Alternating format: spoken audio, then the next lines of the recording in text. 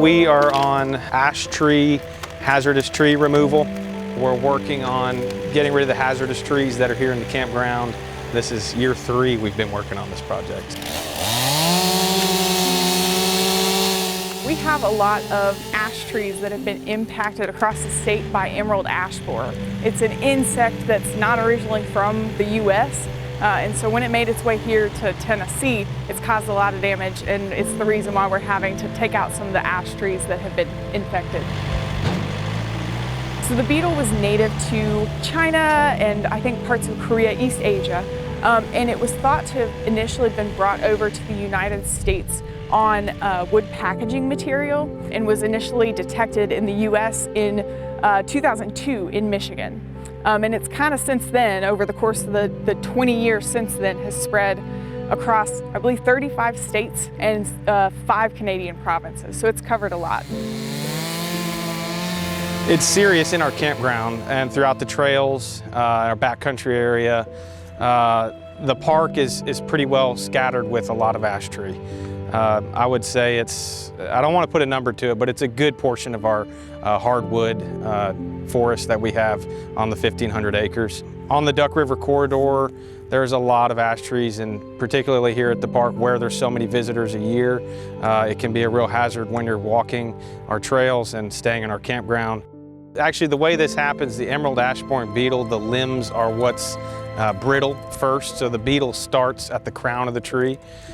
So the first thing we notice are limbs breaking, bark starting to peel off, and those limbs fall from a high distance, sometimes 60 feet plus, and create a real hazard for anyone within the radius of that tree. The hazards actually, are to the equipment that they bring as well. Of course, tent canopies and RVs are not cheap, so all those things come into play. And of course, the weather can really play a factor on brittle limbs and the wind and all that, really having some impact. Peeling back the bark and looking for some of the emerald ash borer galleries. They're typically just beneath the bark. So this is the characteristic D-shaped exit hole. You'll see that the top of it is flat and the bottom is rounded. Specifically with emerald ash borer, we've detected this beetle in over 2/3 of the state. And these are of concern because they cause significant damage or mortality of trees across like a large-scale landscape. The larva of the emerald ash borer tunnel just beneath the bark of a tree within the tissue that transports water and nutrients within the tree. So that essentially cuts off the flow of water and nutrients within the tree, and the tree kind of starves. It essentially can't get enough water and nutrients because those larvae have girdled it. When we do see emerald ash borer move into an area, it impacts all ash trees. So we're really seeing essentially 99% mortality of ash once emerald ash borer has moved into an area.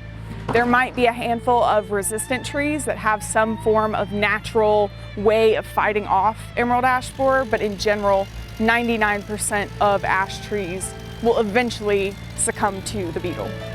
Of course, we have policies in place now in Tennessee state parks, modeling national parks, to not bring in any firewood. It used to be within 50 miles you could bring in your own home-cut firewood. But we've realized now that the best way to go about it is to sell heat-treated firewood that helps support the park and local vendors. And you could bring in anything with a heat-treated stamp or lumber that's not painted or anything like that. But anything that's down in the parks, you can burn as well. So there are a few chemical insecticides that could be used, but sometimes those options are expensive. They have to be reapplied fairly frequently, once every year or every other year. And so for the large scale, like a forest setting, treating trees isn't really feasible. And I guess the long-term goal might still be, if we can get some resistant trees that we can replant, that might be an option down the road. As far as the future of the ash tree, right now we're able to put it to use in other methods. So timber cutting and using it, around the park is kind of the future of what we've got. We have skilled maintenance crew that are able to operate safely and create lumber from what we've dropped. We've, since 2020, have dropped hundreds of trees. One of the cool things you'll notice at the entrance of our park is a new water wheel that's tied to an old-fashioned mill that would have been a replica of what was on the Duck River. And they were able to mill with a sawmill to create the water wheel and bring it back to life.